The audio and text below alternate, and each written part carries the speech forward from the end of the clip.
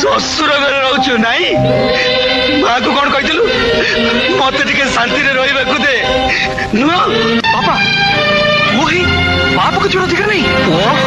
की पुओ तू पुओर कौ कथा मत कर तू प्रथम जन्म हो तू पैसे केते पूजा करदेला तो देह टिके खराब हेले दिन दिन उपास रही तुते कांदरे पकई बुलाऊला निज गहना बंधा रखी तोते टंका खर्च करने को दौला कौन कर तू तार की प्रतिदान देचु निज पाखे टंका थाई स्त्री कथा पड़ी आमको मिछ कहचु बाप माँ को पर करी अलग रहीचु बहु शांताणी तमें भी तो किसी कम करन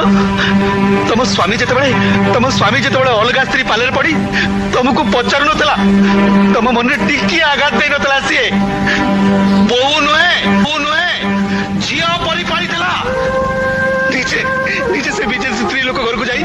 तुम तुम स्वामी को भिक मागी आनी स्वामी को पाइबार दिन कईटा भितर तुम चेहरा बदली गला पुओ को शिखई बाप माँ पाखु अलग करदेल तमें या कोई कहती बहु पड़िया या कोई कहती